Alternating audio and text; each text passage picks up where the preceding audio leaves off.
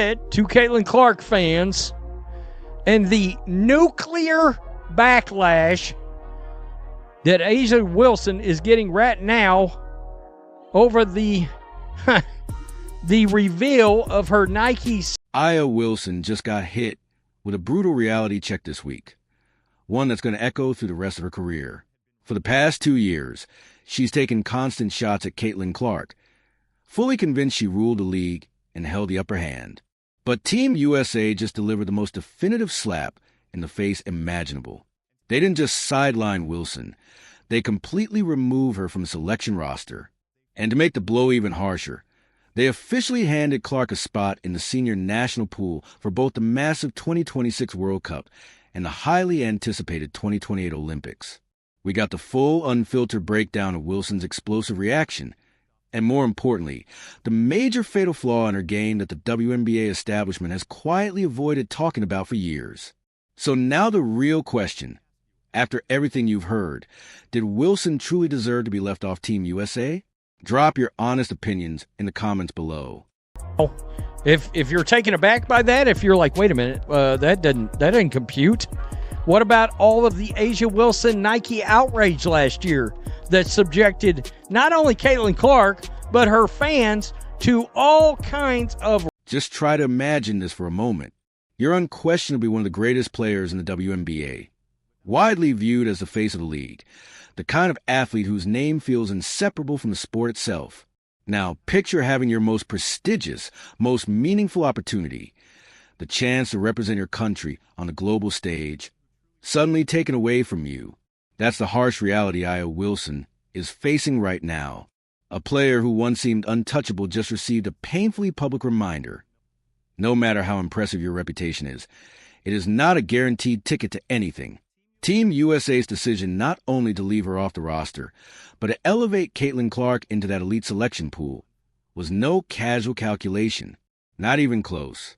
It was a cold, precise, unforgiving evaluation, a direct judgment of whose game translates most effectively to the intense, pressure-filled environment of international basketball. And the outcome makes one thing clear. Global competition demands fundamentals, adaptability, and composure at the highest level. It's a near cinematic example of what happens when you rely on spectacle over substance, or when a team prioritizes unity, versatility, and stability above all else. Pass by Chelsea Gray into A'ja Wilson. Now, here's where we get into the part of the conversation that the WNBA rarely talks about openly, the part the old guard and much of the established media often gloss over. It's the one criticism that has followed A'ja Wilson for years, whether people want to acknowledge it or not. Some critics argue that Wilson's dominance isn't based only on pure skill, but also on how effectively she leverages the officiating. They point to her free throw numbers, nearly a dozen attempts per game, and claim it's less about being unstoppable and more about being incredibly adept at drawing contact. From this perspective, her drives don't just end in strong finishes. They often include movements that make contact look more dramatic. Every contested play becomes an opportunity to influence the whistle, and in a league where offensive players are often protected, that approach can translate into a steady stream of points. To be clear, many see this as smart basketball, a strategic understanding of how to maximize scoring within the rules of the WNBA. But critics argue that this style can become a liability on the international stage, where officials typically allow far more physical play and don't reward the same kinds of calls.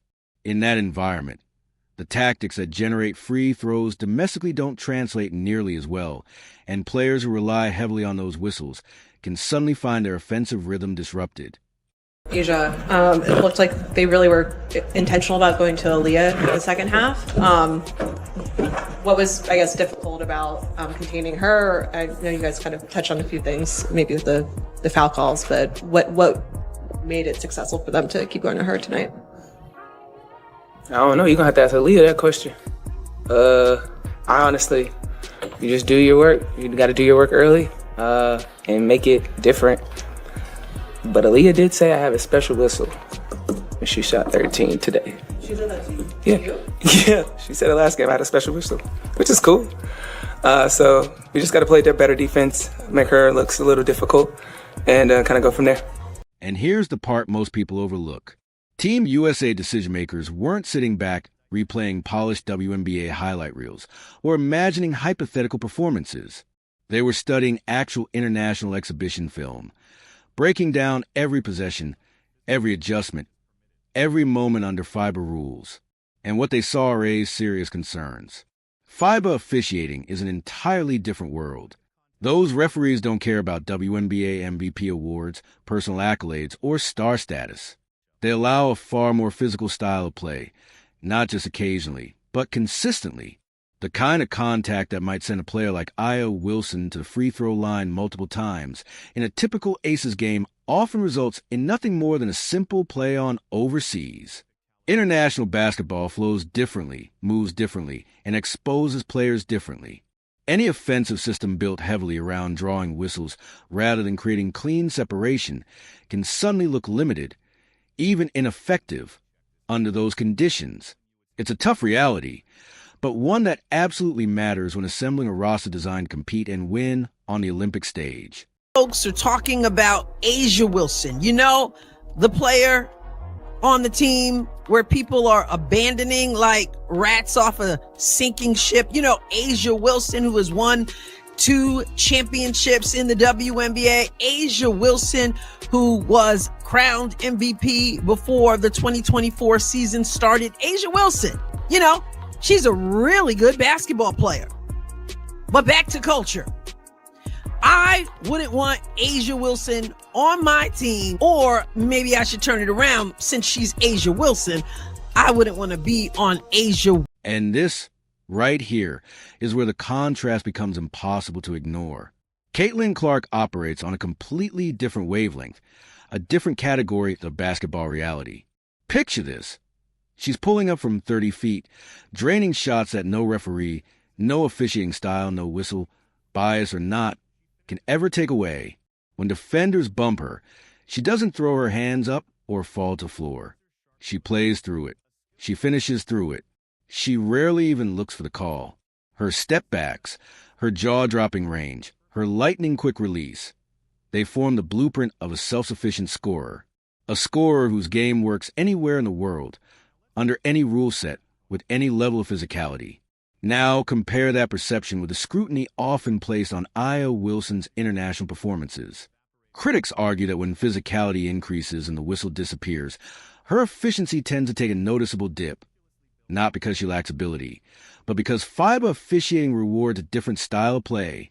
Overseas, contact that might draw a foul in the WNBA often results in nothing more than a continuation. And when those calls vanish, so does a large part of the rhythm that some believe her domestic game relies on. Meanwhile, Clark's production, built on separation, quick decision-making, and deep shooting range, appears far less dependent on officiating. That's the argument many analysts bring up.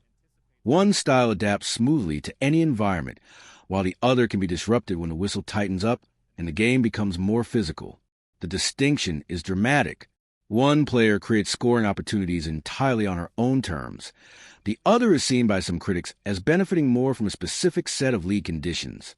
And for a team preparing for international competition, adaptability is everything, which leads to the next chapter in this story. The fallout. When Team USA releases preliminary player pool, Wilson's omission and Clark's inclusion instantly became the talking point. Fans debated, commentators speculated, and social media erupted. Those close to the situation described Wilson as stunned by the news, surprised to see her name missing from a list she once seemed guaranteed to make. Clark, on the other hand, responded with the same calm, grounded humility she's become known for, simply expressing gratitude for the opportunity.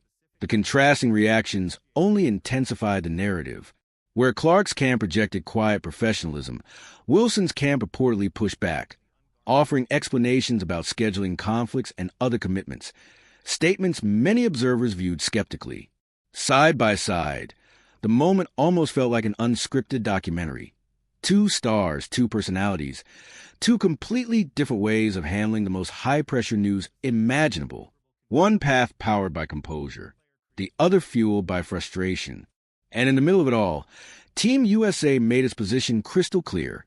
For the Olympic stage, they want players whose game and mindset translates anywhere,